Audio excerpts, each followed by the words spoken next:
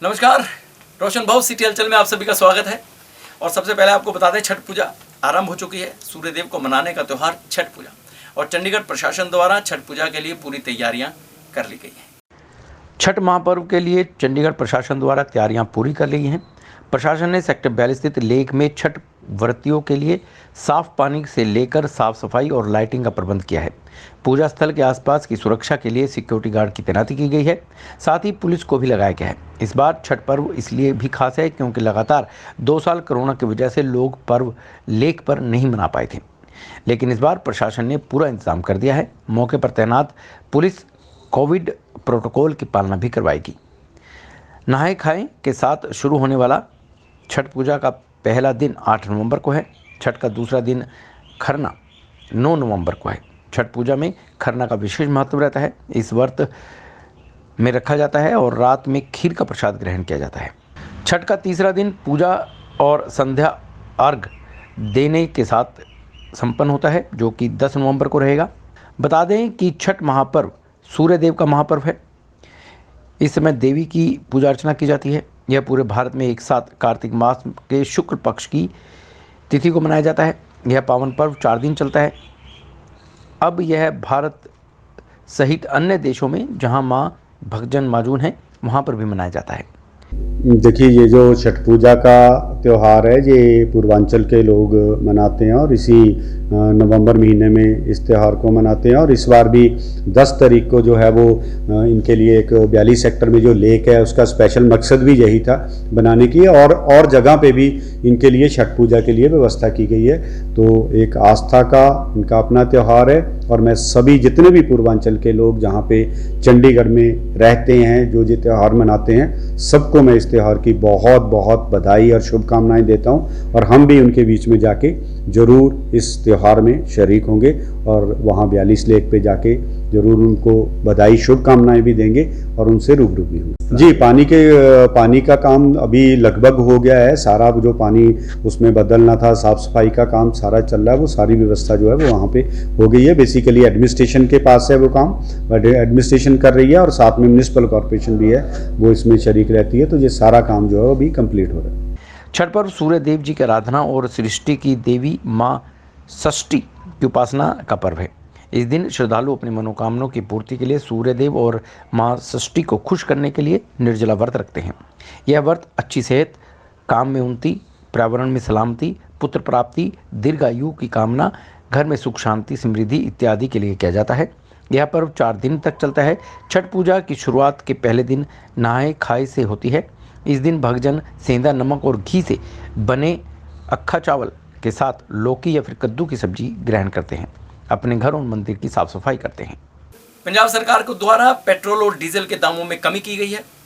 Petrol में 10 रुपये तक की और डीजल के रेट में 5 रुपये तक प्रति लीटर में कमी की गई है, जिससे कि लोगों को राहत मिल सके। हालांकि यह अलग बात है कि इस कमी के बावजूद भी पंजाब के ज़्यादातर पेट्रोल मालिकों का कहना है कि वह पहले से ही घाटे में चल रहे थे और इस राहत के बावजूद भी उन्हें कोई राहत मिलने वाली नहीं है। पंजाब में आधी रात से पेट्रोल 10 रुपये और डीजल 5 रुपये सस्ता मिलेगा। यह फैसला रविवार रात आधी रात से लागू हो गया। रेट कम करने के लिए पंजाब सरकार ने डीजल पर वैट 9.92 पैसे और पेट्रोल पर 13 रुपये 77 पैसे घटा दिया है। पंजाब के मुख्यमंत्री चरणजीत सिंह चन्नी ने रविवार को कैबिनेट की मीटिंग के बाद प्रेस कॉन्फ्रेंस कर इसकी जानकारी दी। उन्होंने कहा कि पंजाब में अब नॉर्थ इंडिया में सबसे सस्ता पेट्रोल डीजल मिलेगा। यहाँ तक कि पंजाब में अब हरियाणा से भी सस्ता तेल हो गया है। हरियाणा के मुकाबले पंजाब में डीजल 3 रुपये और पेट्रोल 3 रुपये 33 पैसे सस्ता मिलेगा। दिल्ली के मुकाबले पंजाब में पेट्रोल 9 रुपये सस्ता मिलेगा। अब सिर्फ चंडीगढ़ ही पेट्रोल डीजल के रेट में पंजाब के आसपास रहेगा। उन्होंने केंद्र सरकार पर आरोप लगाया कि उन्होंने सिर्फ एक्साइज घटाई है, जिसमें 42% शेयर राज्य का है। इससे राज्य को भी नुकसान हुआ है। मुख्यमंत्री चरणजीत सिंह चन्नी ने कहा कि 18 महीने में डीजल के रेट 61 रुपये से 98 रुपये 50 पैसे हो गया। भाजपा सरकार ने पंजाब और देश के लोगों को लूटा है। पहले 30-30 रुपये रेट बढ़ा दिए, अब 5 या 10 रुपये घटाकर वाहवाही लूटना चाहते हैं। मुख्यमंत्री ने कहा कि 1986 में उन्हें पेट्रोल पंप अलाट हुआ था। उन्होंने काफ़ी देर तक उस पर काम भी किया। आज भी इतना रेट कम नहीं हुआ है। एक साथ 10 रुपये रेट घटाना ऐतिहासिक फैसला है। मुख्यमंत्री चन्नी ने कहा कि विपक्षी पार्टियों को पता था कि पंजाब में पेट्रोल डीजल के रेट घट सकते हैं, इसलिए अकाली दल ने चंडीगढ़ में प्रदर्शन किया। चन्नी ने कहा कि जब वह विपक्ष में थे तब भी कोई बड़ा मुद्दा होता था तो वह बयान अवश्य देते थे। वित्त मंत्री मनप्रीत सिंह बादल ने कहा कि एक्साइज में 42% शेयर पंजाब का होता है। केंद्र सरकार के फैसले से पंजाब को सालाना 900 करोड़ रुपए का नुकसान होगा। उन्होंने कहा कि पिछले 6 सालों में एक्साइज ड्यूटी नहीं बढ़ी है।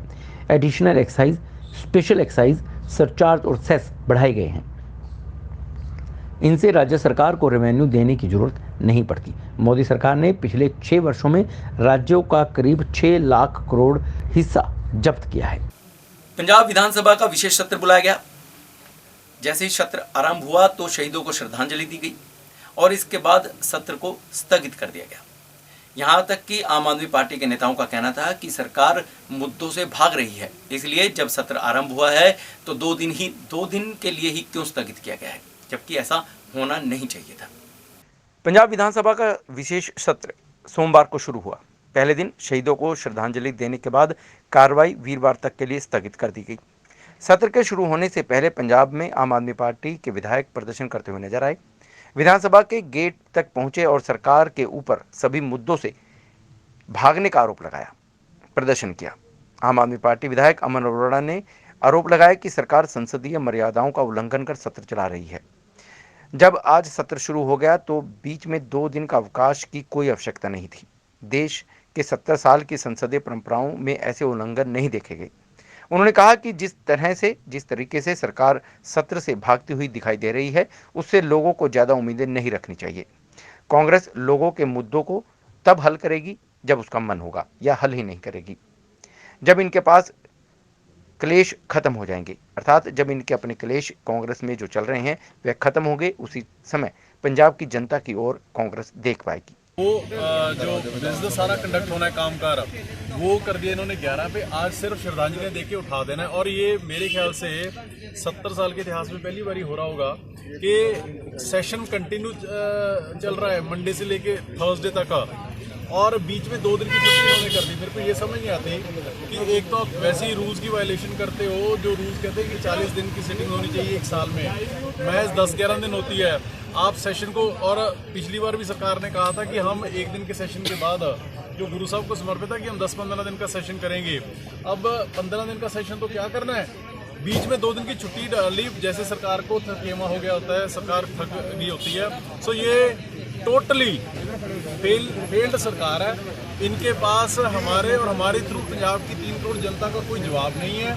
लोगों के मुद्दों से, इशू से ये भागते हैं। इस करके हमें नहीं लगता कि इनके आपस में क्लेश ही नहीं मुक रहे, लोगों के मसले क्या हल करेंगे। लेकिन यह ड्यूटी है एक रिस्पॉन्सिबल और सतर्क ऑपोजिशन की, वो सरकार को हम पंजाब की जनता के सारे। पंजाब विधानसभा का सत्र जैसे ही शुरू हुआ तो पंजाब कांग्रेस अध्यक्ष नवजोत सिंह सिद्धू ने चन्नी सरकार को घेरने का पूरा प्रयास किया। चन्नी सरकार पर कई आरोप लगाए।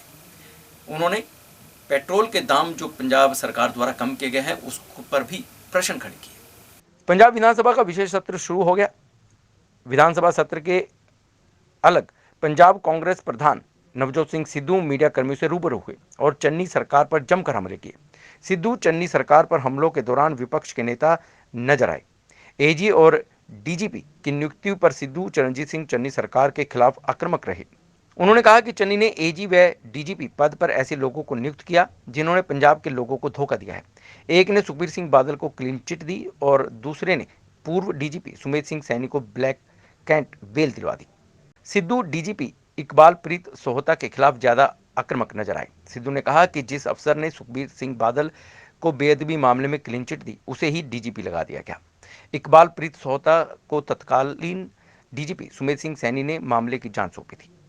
सिद्धू ने कहा कि पंजाब सरकार ड्रग मामले की रिपोर्ट को सार्वजनिक करने से डर रही है। पूछा कि आखिर उन्हें डर किसका है। सरकार को रिपोर्ट को सार्वजनिक करना चाहिए। पेट्रोल डीजल पर वैट कम करने के मामले में सिद्धू ने कहा कि क्या यह हमेशा के लिए है। सिद्धू ने कहा कि अफसरों को चुनना है, पंजाब कांग्रेस प्रधान को यह तय करना सरकार का काम है।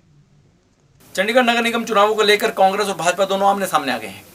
कांग्रेसी दिग्गज नेताओं का कहना है कि भाजपा ने प्रदेश में कुछ नहीं किया, लोगों को बेवकूफ बनाया है। इसके उलट भाजपा के नेताओं का और मेयर रविकांत शर्मा ने इसका जवाब देते हुए कहा है कि जो काम भाजपा अपने कार्यकाल के दौरान कर गई है उतना काम कांग्रेसी अपने कार्यकाल के दौरान नहीं कर पाए थे। चंडीगढ़ नगर निगम चुनाव आने वाले हैं, जिसको लेकर भाजपा और कांग्रेस में बयानबाजी खुलकर सामने आने लगी है। इसमें कांग्रेस भाजपा पर आरोप प्रत्यारोप का सिलसिला भी शुरू हो चुका है। कहा यह भी जा रहा है कि चंडीगढ़ की जनता पर जो टैक्स लगाए गए हैं निगम द्वारा लगाए गए हैं, उसका जवाब आने वाले चुनावों में चंडीगढ़ की जनता भाजपा को देगी। लेकिन भाजपा के द्वारा शहर में किए गए कामों की सराहना भी हो रही है। कांग्रेस के प्रवक्ता एच.एस. लक्की ने भाजपा पर निशाना साधते हुए कहा कि केंद्र की मोदी सरकार जनता को लूट रही है और इसे भाजपा दिवाली का गिफ्ट बता रही है। यही सीधी लूट है, इसलिए पीएम मोदी पेट्रोल पर 5 रुपये घटाने पर इसे दिवाली गिफ्ट बता रहे हैं। और यह देश की जनता महंगाई से परेशान है, नौजवान बेरोजगारी से परेशान है और जल्दी जनता मोदी सरकार को आने वाले चुनावों में इसका जवाब देगी। लॉलीपॉप नहीं है ये लूट है, लूट। आप किसी की जेब से 40 रुपए निकालते हो और बाद में उसको संतावना देने के लिए 5 रुपए उसके जेब में वापस डाल देते हो। वो कोई गिफ्ट नहीं है जिस तरह का भारतीय जनता पार्टी के लोग कह रहे हैं कि हमने लोगों को दिवाली का गिफ्ट दिया। ये तो आपने उनके पैसे लूटे हुए थे 40 रुपए, जिनमें से आप पर दबाव बना है क्योंकि लोगों ने आपको हरा दिया असेंबली के चुनावों के अंदर। आपको मजबूरन 5 रुपए उनको वापस करने पड़ रहे हैं। मगर ये भी बात है कि वो 5 रुपए भी वापस नहीं करने, वो अगले 10-12 दिन के अंदर 35-35 पैसे बचाकर आपने 5 रुपए फिर वो पूरे कर देने हैं। तो लोग परेशान है, महंगाई से त्रस्त है। आप वही है ना जो कभी कहते थे कि प्रधानमंत्री को महंगाई का म के बारे में नहीं बोलते। आज प्रधानमंत्री महंगाई के बारे में क्यों नहीं बोलते? भाजपा की कथनी और करनी में फर्क है। जब ये ऑपोजिशन में होते हैं, विपक्ष में होते हैं, तो इनकी बातचीत कुछ और होती है। मगर जब आज वो आके यहाँ पर सत्ता के अंदर है तो क्या बातें कर रहे हैं। मैं इस करके मैं बहुत इनसे, जो देश की जनता है ना, शुद्ध हो चुकी है। देश की जनता परेशान है। गरीब के पास 2 वक्त की रोटी खाने के पैसे नहीं है, तनख्वाहें लोगों की बढ़ नहीं रही, नौजवानों को रोजगार मिल नहीं रहा, ऊपर से इतनी महंगाई। तो मैं ये समझता हूं कि लोगों को अब मोदी सरकार को चलता कर देना चाहिए। जहां पर भी चुनाव होता है, वो नगर निगम का चुनाव हो, असेंबली का चुनाव हो, पार्लियामेंट का चुनाव हो, लोगों को इनको झटका देना दिए, इनको सबक सिखाना चाहिए, इनको सच्चाई का आईना दिखाना चाहिए ताकि ये जो लोगों के साथ लूट कर रहे हैं उसको बंद करें। मैं तो यही कहूँगा कि भाजपा के लोगों, ये काम ना करो, राम का नाम बदनाम ना करो। राम का नाम लेकर तुम लूट मचा रहे हो। आप एक तरफ भगवान राम का नाम लेते हो, भगवान राम मर्यादा पुरुषोत्तम राम रहे हैं, जिन्होंने लोगों को हितों के लिए अपना घर तक छोड़ दिया था, बनवास चले गए थे, जिन्होंने अपनी अर्धांगिनी तक को छोड़ने के बारे में विचार कर लिया था क्योंकि वो चाहते थे लोगों की आवाज को सुनते थे। पर मोदी जी सिर्फ मन की बात करते हैं। मोदी जी सिर्फ अपनी बात बताना चाहते हैं, दूसरे की मन की बात नहीं सुनना चाहते, नहीं करना चाहते, लोगों की जो समस्याएं हैं उनको नहीं समझना चाहते। तो आने वाले चुनाव किस तरह से? आने वाले चुनाव के अंदर मैं आपको बताना चाहता हूं, जनता बहुत त्रस्त है, जनता तंग है, महंगाई से भी, बढ़े हुए पानी के बिलों से भी, लगातार जो टैक्स लगाए जा रहे हैं और जो पार्कों की बुरी हालत है, सड़कें टूटी पड़ी हैं और गंदा पानी आ रहा है, कहीं बूस्टर सिस्टम की जरूरत है, डार्क स्पॉट्स यहाँ पर इतने हैं। वहीं मेयर रविकांत शर्मा ने इस पर कांग्रेस पर निशाना साधते हुए कहा है कि कांग्रेस मुंगेरी लाल के हसीन सपने देख रही है। यह राहत पीएम मोदी ने पूरे देश को दी है और यह दिवाली गिफ्ट से कम नहीं है। पेट्रोल की कीमत 94.23 पैसे और डीजल 80 रुपये के आसपास है। जिन राज्यों में कांग्रेस की सरकारें हैं वहां दोहरा रवैया क्यों अपनाया गया है?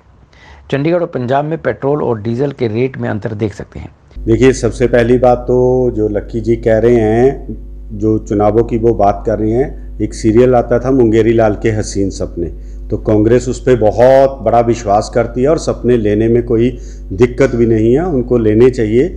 मगर जो राहत देश की जनता को नरेंद्र मोदी जी ने दी है वो बहुत सराहनीय है।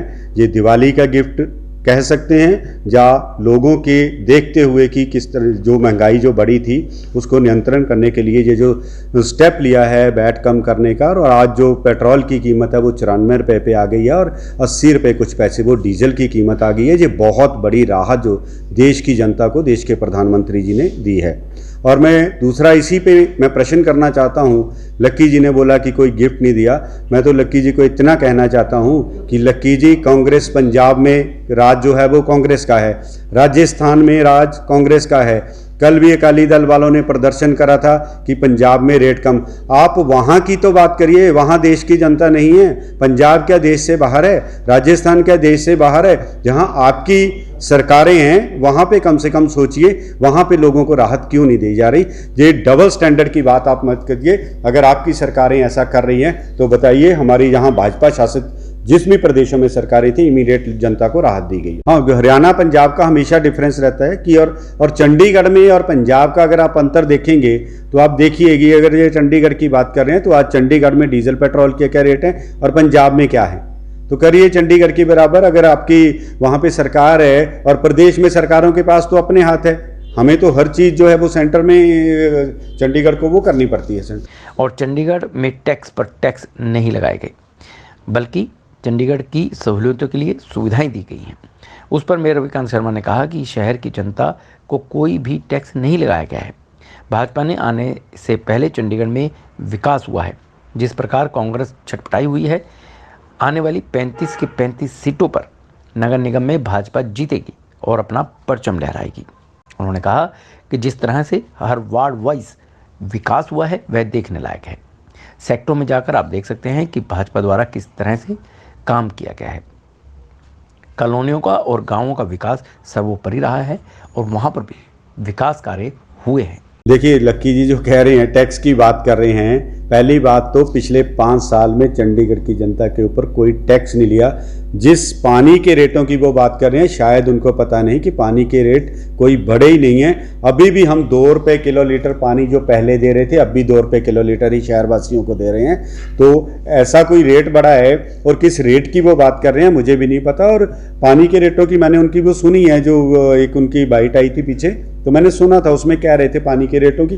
तो मुझे लगता है कि उनको कहीं ना कहीं से जानकारी ले लेनी चाहिए कि चंडीगढ़ में कोई टैक्स नहीं बढ़ा लगा और कोई रेट नहीं बढ़ा। देखिए 2019 में गांव 13 जो हमारे पास आए हैं, जो पहले के गांव में उनकी डेवलपमेंट बिल्कुल ठीक है, चल रही है, सड़कें भी है। जो 13 गांव हमारे पास आए हैं, कोरोना की वजह से 1.5 साल हम लेट हो गए, मगर अभी भी हमने 102 करोड़ की लागत से जो 13 गांव के डेवलपमेंट की बात करी है, वो काम बिल्कुल युद्ध स्तर पे शुरू हो चुके हैं। अभी सीवर लाइन का पहले उनके पाइप डालने हैं, ड्रिंकिंग वाटर के डालने हैं, स्टॉर्म लाइनें डाल रही हैं, उसके साथ लाइटों का काम चलेगा और सड़कें बहुत जल्दी। देखिए जब हम अपना घर भी बनाते हैं तो कुछ समय के लिए कष्ट सहना पड़ता है, मगर हमने जिस रफ्तार से अब काम शुरू करा है, मुझे पूरी उम्मीद है कि आने वाले 4-5 महीनों के अंदर चंडीगढ़ गाँव जो गाँव है 13 हमारे पास आए, उनकी तस्वीर बदलती नजर आएगी। पूर्व रेल मंत्री और पूर्व सांसद कांग्रेस के दिग्गज नेता पवन कुमार बंसल ने केंद्र सरकार पर कटाक्ष किया है, हमला किया है।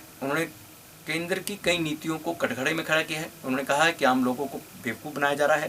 पहले पेट्रोल के और डीजल के दामों को काफ़ी हद तक बढ़ा दिया गया, उसके बाद 10 या 5 रुपये कम कर लोगों को बेवकूफ़ बनाने का काम किया गया है। लेकिन लोग सब जानते हैं और चुनावों के दौरान सरकार को इसका जवाब मिल जाएगा। कांग्रेस के नेता पवन कुमार बंसल ने मोदी सरकार पर निशाना साधा है। उन्होंने चंडीगढ़ में एक चुनावी रैली को संबोधित करते हुए कहा कि इस सरकार में लोकतंत्र कहीं पर भी उन्हें नजर नहीं आता। देश भर में कोई भी घटना देख ली जाए, इस सरकार की तानाशाही रवैया आपके सामने आ जाएगा। वह किसानों के साथ हो रहा हो या फिर कर्मचारियों के साथ हो रहा हो, हर जगह अन्याय है। उन्होंने कहा कि किस तरह से मोदी सरकार ने 3 कृषि बिलों को संसद में पास कराया गया, जिसमें नियमों की अनदेखी हुई है। ऐसे कभी कानूनों को पास नहीं किया जाता। इसी के साथ ही लखीमपुर खीरी की कोई घटना भी आप देख सकते हैं। इस तरह से यूपी में सरेआम मंत्री के बेटे ने किसानों को कुचला। वह तो अगर सुप्रीम कोर्ट इस मामले में मध्यस्थता नहीं करता तो वह मंत्री का बेटा जेल भी नहीं जाता। चाहे कोई भी बुद्धिजीवी लोग अगर कोई भी सरकार के खिलाफ बोलता है तो उसे जेल में डाल दिया जाता है या फिर उस पर कोई मुकदमा ठोक दिया जाता है। इसलिए लोगों को जागरूक होना आवश्यक है। बंसल ने कहा कि ऐसी तानाशाही दोबारा ना हो, यह लोगों को सोचना है। ਹੁਣ ਪਹਿਲੀ ਵਾਰ 7 ਸਾਲਾਂ ਦਾ ਵਿੱਚ ਅਜਿਹੀ ਸਰਕਾਰ ਸਾਡੀ ਕੇਂਦਰ ਦੇ ਵਿੱਚ ਆਈ ਹੈ ਜਿਹੜੀ ਕਿ ਸਾਰੇ ਇਤਿਹਾਸ ਨੂੰ ਭੁਲਾ ਦੇਣਾ ਚਾਹੁੰਦੀ ਹੈ। ਇਹਨਾਂ ਦਾ ਇੱਕ ਪ੍ਰਯਾਸ ਹੈ ਜਿਸ ਨੂੰ ਕਹੀਏ ਕਿ ਕੰਟਰੋਲਡ ਸਟੇਟ, ਕਿ ਅਸੀਂ ਪਾਵਰ ਦੇ ਵਿੱਚ ਆ ਗਏ ਹਾਂ। ਅੱਜ ਸਾਡੀ ਸਰਕਾਰ ਹੈ, ਹੁਣ ਦੂਜਿਆਂ ਦੀ ਸੋਚਣ ਸ਼ਕਤੀ ਨਹੀਂ ਰਹਿਣੀ ਚਾਹੀਦੀ। ਜੋ ਅਸੀਂ ਸੋਚਦੇ ਹਾਂ ਦੂਜਿਆਂ ਦੇ ਵਾਸਤੇ ਉਹੀ ਸੱਚ ਹੈ। ਇਸ ਤਰ੍ਹਾਂ ਦੀ ਇੱਕ ਮਨੋਵ੍ਰਿਤੀ ਦੇ ਨਾਲ ਅੱਜ ਹਿੰਦੁਸਤਾਨ ਦੇ ਵਿੱਚ ਕੰਮ ਹੋ ਰਿਹਾ। ਜ਼ਿਕਰ ਹੋਇਆ ਸੀ ਕਿ ਕਾਨੂੰਨ ਕਿਵੇਂ ਬਣਾਏ ਜਾਂਦੇ ਨੇ। ਤੁਸੀਂ ਉਸ ਨੂੰ ਆਪ ਖੁਦ ਵੇਖਦੇ ਹੋ, ਰੋਜ਼ਾਨਾ ਉਸ ਦੇ ਵਿੱਚ ਕਈ ਜਗ੍ਹਾ ਤੇ ਹਿੱਸਾ ਵੀ ਲੈਂਦੇ ਹੋ। ਜਿਹੜੇ ਕਿ 3 ਉਹ ਕਾਨੂੰਨ ਬਣਾਏ ਜਿਹੜੇ ਕਿ ਪਾਰਲੀਮੈਂਟ ਦੇ ਵਿੱਚ ਜੋ ਡਿਊ ਪ੍ਰੋਸੈਸਿਸ ਨੇ ਉਹਨਾਂ ਨੂੰ ਫੋਲੋ ਨਹੀਂ ਕੀਤਾ। ਤਰੀਕਾ ਹੁੰਦਾ ਹੈ ਕਿ ਕਾਨੂੰਨ ਬਣਾਉਣ ਤੋਂ ਪਹਿਲਾਂ ਉਸ ਤੇ ਇੱਕ ਵਿਆਪਕ ਚਰਚਾ ਹੁੰਦੀ ਹੈ। ਸਰਕਾਰ ਆਪਣੇ ਵੱਲੋਂ ਇੱਕ ਮਸੌਦਾ ਬਣਾ ਲੈਂਦੇ ਹੈ, ਉਹ ਲੋਕਾਂ ਦੇ ਵਿੱਚ ਜਾਂਦਾ ਹੈ, ਉਹ ਆਪਣੇ ਵੈਬਸਾਈਟ ਤੇ ਪਾ ਦਿੱਤਾ ਜਾਂਦਾ ਹੈ, ਲੋਕ ਆਪਣੀ ਰਾਏ ਦਿੰਦੇ ਨੇ, ਲੋਕ ਪੀਪਲ ਐਟ ਲਾਰਜ। ਉਸ ਤੋਂ ਬਾਅਦ ਸਰਕਾਰ ਉਸ ਤੇ ਆਪਣਾ ਮਨ ਪੱਕਾ ਬਣਾ ਕੇ ਪਾਰਲੀਮੈਂਟ ਦੇ ਵਿੱਚ ਪੇਸ਼ ਕਰਦੀ ਹੈ। ਪਾਰਲੀਮੈਂਟ ਵਿੱਚ ਪੇਸ਼ ਹੋਣ ਤੋਂ ਬਾਅਦ ਉਸ ਤੋਂ ਪਹਿਲਾਂ ਹਫ਼ਤੇ ਦਾ ਨੋਟਿਸ ਹੁੰਦਾ ਹੈ। ਪੇਸ਼ ਜਿਸ ਦਿਨ ਕਰਨਾ ਹੁੰਦਾ, ਇੰਟਰੋਡਿਊਸ ਉਹਦਾ ਸ਼ਬਦ ਹੈ, ਜਦੋਂ ਇੰਟਰੋਡਿਊਸ ਕਰਨਾ ਹੁੰਦਾ ਹੈ ਉਸ ਤੇ ਕੋਈ ਵੀ ਇਤਰਾਜ਼ ਕਰ ਸਕਦਾ ਹੈ। ਕਾਨੂੰਨ ਦੇ ਤਹਿਤ ਕਈ ਗੱਲਾਂ ਮੈਂਬਰ ਇਤਰਾਜ਼ ਕਰ ਸਕਦੇ। ਉਸ ਤੋਂ ਬਾਅਦ ਉਹ ਬਿੱਲ ਇੰਟਰੋਡਿਊਸ ਹੋਣ ਤੋਂ ਬਾਅਦ ਕਮੇਟੀਜ਼ ਦੇ ਵਿੱਚ ਜਾਂਦਾ ਹੈ। ਉਹ ਕਮੇਟੀ ਤੇ ਚਰਚਾ ਹੋਣ ਤੋਂ ਬਾਅਦ ਫਿਰ ਪਾਰਲੀਮੈਂਟ ਦੇ ਵਿੱਚ ਬਹਿਸ ਵਾਸਤੇ, ਚਰਚਾ ਦੇ ਵਾਸਤੇ ਆਉਂਦਾ ਤੇ ਫਿਰ ਪਾਰਿਤ ਹੁੰਦਾ। ਇਸ ਤਰ੍ਹਾਂ ਦਾ ਹਾਲਾਤ ਦੇਸ਼ ਦੇ ਵਿੱਚ ਹੈ। ਇਸ ਲਈ ਇਹ ਸੋਚਣ ਕਿ ਆਦਮੀ ਨੂੰ ਘਬਰਾਹਟ ਹੁੰਦੀ ਹੈ ਕਿ ਅਸੀਂ ਚੱਲੇ ਕਿਸ ਪਾਸੇ ਹਾਂ, ਸਾਡੀ ਹਾਲਾਤ ਦੇਸ਼ ਦੇ ਵਿੱਚ ਕੀ ਹੋਣ ਲੱਗੀ ਹੈ। ਨੌਜਵਾਨ ਬੱਚੇ ਯੂਨੀਵਰਸਿਟੀ ਦੇ ਵਿੱਚ, ਇੰਟੈਲੈਕਚੁਅਲਸ, ਰਾਈਟਰਸ, ਐਕਟਰਸ, ਕੋਈ ਵੀ ਇੱਕ ਸ਼ਬਦ ਕਿਸੇ ਤਰ੍ਹਾਂ ਦਾ ਸਰਕਾਰ ਦੀ ਸੋਚ ਦੇ ਖਿਲਾਫ ਜਾਂ ਸਰਕਾਰ ਦੇ ਐਕਸ਼ਨ ਦੇ ਖਿਲਾਫ ਕਹਿ ਦੇਵੇ, ਕਾਰਵਾਈ ਕੀ ਹੁੰਦੀ ਹੈ? He is a seditious person. ਉਹ ਰਾਸ਼ਟਰ ਵਿਰੋਧੀ ਹੈ। ਰਾਸ਼ਟਰ ਵਿਰੋਧ ਦੇ ਕਾਨੂੰਨ ਦੇ ਤਹਿਤ ਲੋਕਾਂ ਨੂੰ ਗ੍ਰਿਫਤਾਰ ਕੀਤਾ ਜਾ ਰਿਹਾ ਹੈ। ਅਤੇ ਜਿਹੜਾ ਕਿ ਇੱਕ ਬਹੁਤ ਭਿਆਨਕ ਕੰਮ ਹੁੰਦਾ ਹੈ ਉਹ ਮੀਡੀਆ ਨੂੰ ਕੰਟਰੋਲ ਕਰ ਲੈਣਾ। ਮੀਡੀਆ ਨੂੰ ਕਿਸੇ ਗੱਲੋਂ ਚੌਥਾ ਪਿਲਰ ਕਿਹਾ ਗਿਆ ਸਾਡੇ ਲੋਕਤੰਤਰ ਦਾ, ਉਸ ਨੂੰ ਕੰਟਰੋਲ ਕਰ ਲਿੱਤਾ, ਡਰਾ ਦਿੱਤਾ, ਲੋਕ ਪਕੜ ਲਿੱਤੇ, ਰਾਤੋਂ ਰਾਤੀ ਮਾਰੇ ਗਏ 2-3 ਜਗ੍ਹਾ ਮੀਡੀਆ ਵਾਲੇ ਜਿਨ੍ਹਾਂ ਨੇ ਆਵਾਜ਼ ਇਹਨਾਂ ਦੇ ਖਿਲਾਫ ਉਠਾਈ ਸੀ। ਕਿਸੇ ਵੱਡੇ ਪਬਲਿਸ਼ਿੰਗ ਹਾਊਸ ਦੇ ਵਿੱਚ ਇੱਕ ਐਂਕਰ ਨੇ ਇੱਕ ਇੰਡੀਪੈਂਡੈਂਟ ਲਾਈਨ ਲੈਂਦੇ ਹੋਏ ਕੁਝ ਸ਼ਬਦ ਕਹੇ, ਉਹਦੇ ਮਾਲਿਕ ਦੇ ਪਾਸ ਉਹਨਾਂ ਦੇ ਅਗਲੇ ਦਿਨ ਰੇਡਸ ਹੋ ਗਏ ਅਤੇ ਹਦਾਇਤ ਹੋ ਗਈ ਕਿ ਤੁਸੀਂ ਇਸ ਆਦਮੀ ਨੂੰ ਇਸੋਂ ਨੌਕਰੀ ਦੇ ਵਿੱਚੋਂ ਕੱਢ ਦਿਓ। ਇਸ ਨੂੰ ਅਸੀਂ ਕੀ ਕਹਿੰਦੇ ਹਾਂ? ਹਾਲੇ democracy is not all about elections. Participatory democracy ਦੇ ਵਿੱਚ ਲੋਕਾਂ ਦੀ ਭਾਗੀਦਾਰੀ ਹੁੰਦੀ ਹੈ। ਇਹ ਪਹਿਲੀ ਵਾਰ ਸੁਣਨ ਦੇ ਵਿੱਚ ਆਇਆ, ਵੇਖਣ ਦੇ ਵਿੱਚ ਆਇਆ ਹੈ ਕਿ ਲੋਕਾਂ ਨੂੰ ਵੀ ਦੱਸ ਰਹੇ ਨੇ, ਤੁਹਾਨੂੰ ਨਹੀਂ ਪਤਾ ਤੁਹਾਡੇ ਹੱਕ ਵਿੱਚ ਕੀ ਹੈ, ਤੁਹਾਡੇ ਹਿੱਤ ਵਿੱਚ ਕੀ ਹੈ। ਇਹ ਸਾਨੂੰ ਪਤਾ ਹੈ, ਅਸੀਂ ਤੁਹਾਡੇ ਵਾਸਤੇ ਫੈਸਲਾ ਕਰ ਦਿੱਤਾ ਕਿ ਤੁਹਾਡੇ ਲਈ ਇਹ ਕਾਨੂੰਨ ਚੰਗੇ ਨੇ, ਤੁਹਾਡੀ ਆਮਦਨੀ ਵੱਧ ਜਾਏਗੀ, ਤੁਹਾਡੇ ਲਈ ਇਹ ਫਾਇਦਾ ਹੋ ਜਾਏਗਾ ਤੇ ਤੁਸੀਂ ਸਾਡੀ ਗੱਲ ਮੰਨ ਲਓ। You have no right to think on this. ਅਜਿਹਾ ਕੰਮ ਕਿਸਾਨ ਕਹਿੰਦੇ ਨੇ ਸਾਡੇ ਨਾਲ ਚਰਚਾ ਕਰ ਲਵੋ, ਅਸੀਂ ਤੁਹਾਨੂੰ ਦੱਸ ਦੇਵਾਂਗੇ ਇਹਦੇ ਵਿੱਚ ਕੀ ਹੈ। 10 ਵਾਰ ਉਹਨਾਂ ਦਾ ਬੁਲਾ ਕੇ ਉਹਨਾਂ ਦਾ ਸਮੇਂ ਜ਼ਾਇਆ ਕੀਤਾ ਅਤੇ ਉਹਨਾਂ ਤੇ ਟਿੱਪਣੀ ਕੀ ਹੋ ਰਹੀ ਹੈ, ਕਿਸ ਤਰ੍ਹਾਂ ਦੇ ਸ਼ਬਦ ਹਰਿਆਣਾ ਦੇ ਵਿੱਚ ਮਿਨਿਸਟਰ ਉਹਨਾਂ ਲਈ ਇਸਤੇਮਾਲ ਕਰ ਰਹੇ ਨੇ। ਉਹਨਾਂ ਨੂੰ ਅੰਦੋਲਨਕਾਰੀ ਦੱਸਿਆ ਜਾ ਰਿਹਾ ਹੈ, ਉਹਨਾਂ ਨੂੰ ਕੀ ਕੁਝ ਨਹੀਂ ਕਿਹਾ ਜਾ ਰਿਹਾ। ਅਤੇ ਉਹਨਾਂ ਦੇ ਹਰਿਆਣਾ ਦੇ ਮੁੱਖ ਮੰਤਰੀ ਨੇ ਤਾਂ ਇੱਥੋਂ ਤੱਕ ਦੀ ਜ਼ਰੂਰਤ ਕੀਤੀ ਸੀ ਇਹ ਕਹਿ ਕੇ ਇੱਕ ਮੀਟਿੰਗ ਦੇ ਵਿੱਚ, सुनिया है मैं, उठाओ डंडा, लीडर बनोगे, क्या होगा अगर अंदर 2 दिन चले जाओगे, आओगे बाहर बड़े लीडर बनोगे। इस तरह ਦਾ ਇਹ ਕਰ ਰਹੇ ਨੇ। ਲਖੀਮਪੁਰ ਖੇਰੀ ਦੇ ਵਿੱਚ ਜਿਵੇਂ ਕਿ ਕਿਸਾਨਾਂ ਨੂੰ ਕੁਚਲ ਦਿੱਤਾ ਉਹਨਾਂ ਦੇ ਇੱਕ ਮਿਨਿਸਟਰ ਦੇ ਲੜਕੇ ਦੀ ਕਾਰ ਨੇ, ਅਗਰ ਸੁਪਰੀਮ ਕੋਰਟ ਉਹਦੇ ਵਿੱਚ ਇੰਟਰਫੇਅਰ ਨਾ ਕੀਤਾ ਹੁੰਦਾ, ਸੁਪਰੀਮ ਕੋਰਟ ਦੀ ਇੰਟਰਵੈਂਸ਼ਨ ਨਾ ਹੁੰਦੀ, ਅੱਜ ਉਹ ਲੜਕਾ ਜੇਲ੍ਹ ਦੇ ਵਿੱਚ ਨਾ ਹੁੰਦਾ। ਇਹ ਹਾਲਾਤ ਅੱਜ ਦੇਸ਼ ਦੇ ਵਿੱਚ ਕਰ ਦਿੱਤਾ ਹੈ ਸਰਕਾਰ ਨੇ। ਇਹ ਜਿਹੜਾ ਇੱਕ ਡੈਮੋਕ੍ਰੈਟਿਕ ਟੈਂਪਰ ਹੁੰਦਾ ਹੈ ਕਿ ਤੁਹਾਡੀ ਭਾਵਨਾ, ਤੁਹਾਡੀ ਸੋਚ ਲੋਕतांत्रिक है, वो खत्म हो गई है देश। चंडीगढ़ नगर निगम चुनावों को लेकर शिवसेना ने भी कमर कसी हुई है और इसी को आगे बढ़ाते हुए वार्ड नंबर 1 से अपने उम्मीदवार गीता देवी को मैदान में उतार दिया है। गीता देवी ने इसके बाद रैली निकाली और किन मुद्दों को लेकर वह लोगों के बीच में जाएंगी, इसके बारे में विस्तृत जानकारी दी। दिसंबर माह में चंडीगढ़ में होने वाले नगर निगम चुनावों में इस बार शिवसेना भी मैदान में उतरेगी। इसको लेकर शिवसेना ने पहले ही घोषणा कर दी थी, लेकिन अब वार्ड नंबर 1 से अपने उम्मीदवार की घोषणा भी कर दी है। वार्ड नंबर 1 से शिवसेना की उम्मीदवार गीता देवी रहेंगी। इसको लेकर गीता देवी ने अपने वार्ड में रैली निकाली। साथ ही गीता देवी ने यह भी कहा कि इस बार नगर निगम के चुनाव में वह किन मुद्दों को लेकर लोगों के बीच जाएंगी। इससे पहले भी नगर निगम चुनाव में शिवसेना ने लड़ने का ऐलान किया था, लेकिन यह पहली बार है कि शिवसेना नगर निगम चुनावों में अपने उम्मीदवार उतार रही है। उनकी तरफ से उम्मीदवार खड़े किए जाएंगे। गीता देवी ने कहा कि उनके वार्ड में सड़क, सीवरेज, वेंडर्स की अहम मुद्दे हैं, जिन मुद्दों का अभी तक कोई समाधान नहीं निकला है, और लोगों की समस्याओं को समझती हैं और इसे ही लेकर लोगों के बीच में जाएंगी और इन चीज़ों का समाधान निकालने का प्रयास करेंगी। की तरफ से वार्ड 1 का प्रत्याशी चुना गया है। मैं बहुत खुश हूँ कि लोगों ने मुझ पर भरोसा किया और अपना पूरा समर्थन दिया और आशीर्वाद दे रहे हैं, और मुझे बहुत खुशी है। मैं यहाँ के लोगों की जो समस्याएं हैं उनका निवारण करूँगी। यहाँ से समस्याएं बहुत आ रही हैं, टूटी सड़कें, सीवरेज की समस्या, बेरोजगारी, रेहड़ी फड़ी वालों की समस्या, community centre, bus stop, anganwadi शुरू फिर से करवाया जाएगा। लोगों के राशन कार्ड कट गए हैं, जिनको फिर से दोबारा मैं चालू करवाऊँगी और फिर राशन दिलवाया जाएगा। और एमसी में निकलने वाली नौकरियों में 80% अधिकार चंडीगढ़ के लोगों को दिलवाया जाएगा, और भी बहुत समस्याएं जिनका मैं पूरा निवारण करूंगी, समाधान। पंजाब विश्वविद्यालय में टीचर्स का धरना प्रदर्शन लगातार जारी है। इन टीचर्स का यही कहना है कि जब तक इनकी मांगों को नहीं मान लिया जाता तब तक वह अपनी हड़ताल खत्म नहीं करेंगे। काफ़ी दिनों से यह लोग हड़ताल पर बैठे हुए हैं और लगातार हड़ताल कर रहे हैं। इसके साथ ही उन्होंने चेतावनी भी दी है कि शीघ्र ही इनकी मांगों की ओर ध्यान ना दिया गया तो इनका प्रदर्शन और तेज हो सकता है। पंजाब विश्वविद्यालय कैंपस में Punjab federation of university and college teacher organisations यानी पिफेक्टो की हड़ताल अभी भी जारी है, जिन्होंने साफ किया है कि अगर उनकी मांगें नहीं मानी जाती तो वह आने वाली 23 नवंबर को पंजाब के मुख्यमंत्री चरणजीत सिंह चन्नी के निवास स्थान का घेराव करेंगे। इसके अलावा जो मंत्री जिस एरिया में हैं वहां जाकर भी प्रदर्शन किया जाएगा। 7वें वेतन आयोग लागू करने को लेकर टीचरों का यह प्रदर्शन पंजाब विश्वविद्यालय में जारी था, लेकिन बीच में वह पंजाब के शिक्षा मंत्री प्रगट सिंह से मिले थे, जिन्होंने आश्वासन दिया था कि उनकी मांगें जल्द ही मान ली जाएंगी और क्रमिक भूख हड़ताल को खत्म करवाया था। बावजूद इसके उनकी मांगें अभी तक नहीं मानी गई हैं, लेकिन इस बार टीचर भी बैकफुट पर जाने को तैयार नहीं है, जिन्होंने सोमवार को वाइस चांसलर के कार्यालय के बाहर प्रदर्शन किया। टीचर्स पंजाब एंड चंडीगढ़ में 7वां वेतन आयोग लागू करने की मांग कर रहे हैं और पंजाब सरकार का फैसला वापस लेने की मांग की जा रही है, जिसके अनुसार आगे के लिए टीचर्स को यूनिवर्सिटी ग्रांट्स कमीशन का वेतनमान नहीं मिलेगा। इन टीचर्स का कहना था कि अगर टीचर्स खुश रहेंगे, उनका मेहनताना पूरा मिलेगा तो बच्चों की पढ़ाई पर भी इसका असर पड़ेगा, इसलिए सरकार को उनकी मांगें मान लेनी चाहिए।